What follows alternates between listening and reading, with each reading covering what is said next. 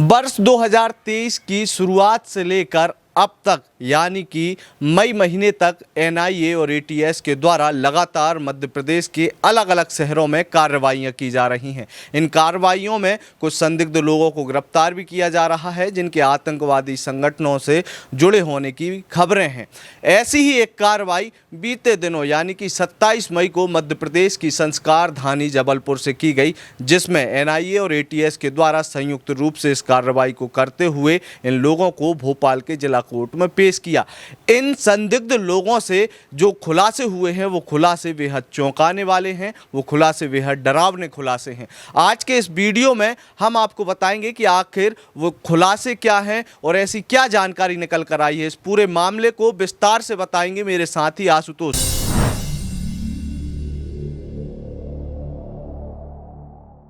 आशुतोष से जानेंगे कि आखिर ये कार्रवाई क्या थी, इनमें किन लोगों को गिरफ्तार किया गया और इनसे जुड़ी हुई अब तक क्या अपडेट सामने आई है। अंकित, अमूमन तौर पर आपने देखा होगा कि लगातार मध्य प्रदेश के अलग अलग शहरों में एनआईए और एटीएस की कार्रवाई हो रही है। देर रात को जल्दी सुबह अचानक से एनआईए की टीम पहुंचती है और वहां से संदिग्धों को गिरफ्तार करके लाती है और बाद में ये इस बात को एक्सपोज किया जाता है कि फला फला कार्रवाई हुई है। लेकिन 27 तारीख को जबलपुर में एक मुस्लिम बाहुल क्षेत्र है जिसका नाम है गोहलपुरा। उस क्षेत्र को धीरे धीरे से घेरा गया, पुलिस का मूवमेंट बढ़ा, वहाँ पर घेराबंदी की गई, बैरिकेटिंग की गई और वहाँ पर एनआईए एटीएस की टीम ने कार्रवाई की। जिसके बाद एनआईए ने अपना प्रेस नोट जारी किया और साफ तौर पर यह लिखा कि उस क्षेत्र से हम 3 लोगों को गिरफ्तार करके लेके आए हैं। लगभग आधे दर्जन से ज़्यादा लोगों को हिरासत में लिया गया है और 12 लोगों के ऊपर नोटिस जारी किया गया है, जिनसे लगातार 7 दिन तक पूछताछ चलेगी। जिसके बाद आज मध्य प्रदेश के गृह मंत्री डॉक्टर नरोत्तम मिश्रा ने भी बयान दिया है और उन्होंने कहा है कि मध्य प्रदेश में आतंकवाद को बढ़ावा नहीं दिया जाएगा। जो भी ऐसे तत्व हैं उनके ऊपर कार्रवाई की गई थी। हम दर्शकों से कहेंगे कि पहले उस बयान को सुनिए। जो 3 लोग पकड़े गए हैं, सैयद मसूद अली, मोहम्मद आदिल खान और मोहम्मद शाहिद, ये आईएसआईएस के लिए ये काम करते थे और कई चीज़ें उसके बाद में सामने आई हैं। थोड़ा इंतज़ार करेंगे तो धीरे धीरे परतें खुलेंगी, चूँकि इसका पूरा इन्वेस्टिगेशन एनआईए के पास में है। जॉइंट ऑपरेशन था पर देख वही रही है, एफआईआर भी उन्होंने दर्ज की है और उन्होंने विज्ञप्ति भी जारी की है, इसलिए सीधा ज़्यादा बोला नहीं जा सकता है।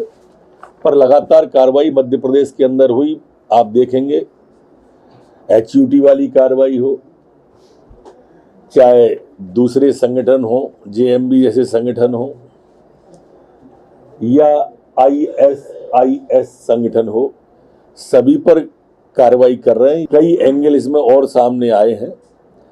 इन्होंने अपना बिस्मिल्लाह के नाम से ग्रुप बनाया हुआ था और उस ग्रुप के माध्यम से संचालित होता था। मैं एक बार पुनः दोहराना चाहता हूं इस बात को कि ऐसी कोई भी सोच या ऐसा कोई भी कृत्य आतंक का ये मध्य प्रदेश में बुरी तरह से कुचला जाएगा, कोई भी सर नहीं उठा पाएगा। गृह मंत्री नरोत्तम मिश्रा के बयान के बाद हम ये जानेंगे आशुतोष कि इन लोगों का एक बड़े आतंकवादी संगठन से कनेक्शन भी सामने आया है और जबलपुर में बैठकर मध्य प्रदेश के संस्कार धानी, जो कि देश का हृदय प्रदेश कहा जाता है, वहां बैठकर ये लोग जिहादी मानसिकता को बढ़ावा भी दे रहे थे। कई प्रकार की इनसे ऐसी सामग्रियां जब्त की गई हैं जो बेहद डरावनी है और इनके बारे में ये तक कहा जा रहा है कि ये लोग बड़े विस्फोट करने की भी तैयारी में थे। किस आतंकवादी संगठन से जुड़े होने का इनका खुलासा हुआ है और क्या इनके मंसूबे थे? अंकित, साफ तौर पर ये नजर आ रहा है कि इन सारे लोग, जो 3 लोगों को गिरफ्तार किया गया है, उन 3 लोगों के आईएसआईएस से जुड़े हुए तार। और जब इनकी जांच हुई, जांच होने के बाद जो सामग्री इनके पास से बरामद की गई है, सबसे पहले इलेक्ट्रॉनिक डिवाइस, डिजिटल डिवाइस जो कि विस्फोट में काम आती है। उसके साथ ही विस्फोटक सामग्री, गोला बारूद मिले इनके पास से, कुछ हथियार इनके पास से मिले हैं।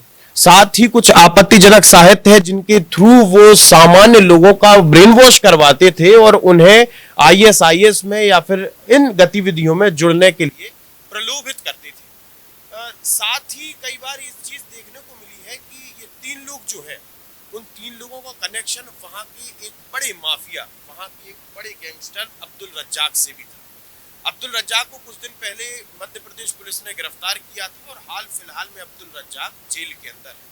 लेकिन अब्दुल रज्जाक के ऊपर जो मामला दर्ज किया गया था शुरुआत में वो ये था कि अब्दुल रज्जाक अवैध तरीके से हथियारों की सप्लाई करता था और जो भी हथियार इन 3 आरोपियों के पास से बरामद हुए हैं वो अब्दुल रज्जाक ने ही किए। अब्दुल रज्जाक की जब जांच हुई, उसके घर को छाना बीना गया तो जो वेपन्स सिर्फ आर्मी के लिए बने हैं, जो सिर्फ भारतीय सेना के लिए बने हैं, वो वेपन्स अब्दुल रज्जाक के यहाँ पे। अब्दुल रज्जाक का पैतृक गांव है नरसिंहपुर जिले में, जिसके बाद मध्य प्रदेश पुलिस ने नरसिंहपुर जिले के लगभग उससे जुड़े हुए 100 से 150 लोगों से बातचीत की है, जानकारी लगाने की कोशिश कर रही है कि आखिर ये जो वेपन्स है अब्दुल रज्जाक के पास कहाँ से आए और अब्दुल रज्जाक ने इन 3 आरोपियों के पास इन वेपन्स को कैसे भेजा था।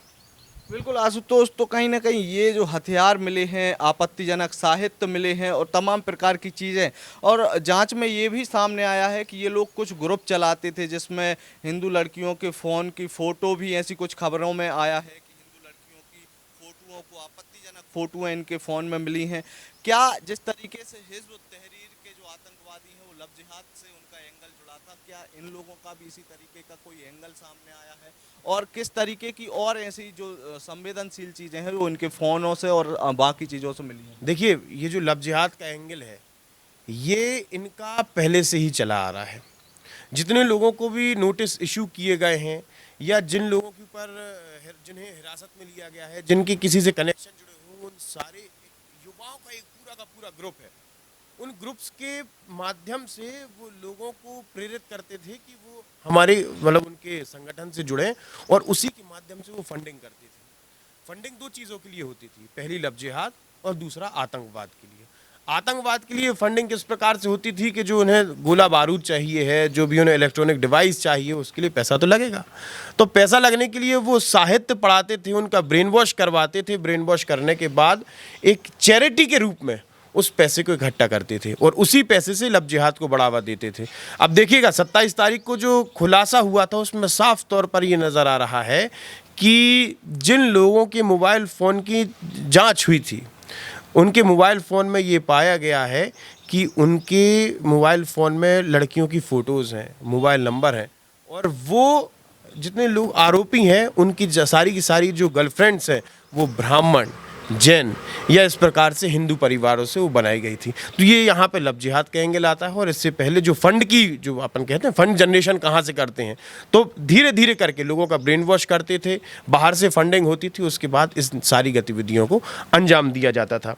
वहीं दूसरी जगह जब जबलपुर में NIA और ATS की टीम ने कार्रवाई की है तो सिर्फ एक स्थान पर कार्रवाई नहीं की है। जबलपुर के 3 क्षेत्र जो बड़े पॉश इलाके हैं, पहला कौमती, गोहलपुर और सिविल लाइन्स बड़ा रश वाला एरिया है, वहाँ पर कार्रवाई की है और लगभग 15 से 16 स्पॉट पर जांच की गई है, छानबीन की गई। उसके बाद इन लोगों को नोटिस जारी किया गया है, इन्हें हिरासत में लिया गया है और लोगों को गिरफ्तार किया गया है।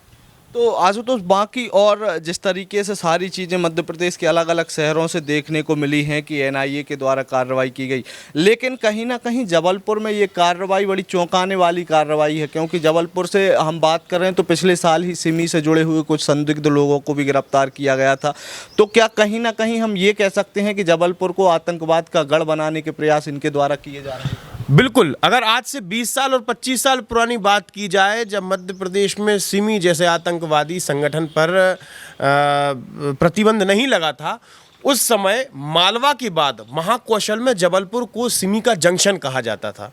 जबलपुर से ही सारे क्षेत्र में, चाहे विंध्य की बात की जाए या फिर इस तरफ छत्तीसगढ़ की बात की जाए या कहीं भी वनवासी क्षेत्र में बात की जाए, तो सिमी के मूवमेंट को बढ़ाना जबलपुर से ही शुरू किया जाता था, महाकौशल से। इसी के साथ ही और आपने कहा कि चौंकाने वाली बात है, तो ये कहीं चौंकाने वाली बात नहीं है।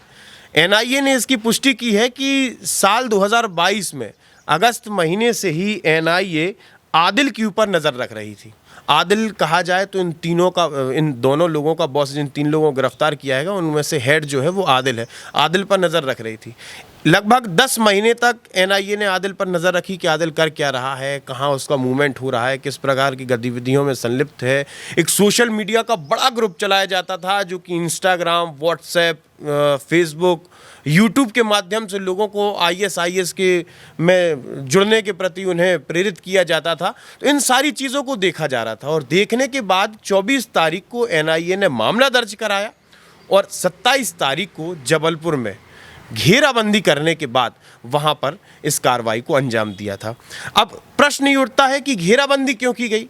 तो जिस स्थान पर घेराबंदी की गई है और जिन लोगों को नोटिस जारी किए गए हैं वो जबलपुर की बड़ी हस्ती हैं, क्योंकि जबलपुर में हाई कोर्ट है और उस हाई कोर्ट के 2 वकील हैं। उन वकीलों का नाम है नईम खान और ए उस्मानी। ये 2 वकील हैं, नामी ग्रामी वकील हैं, नाम चलता है।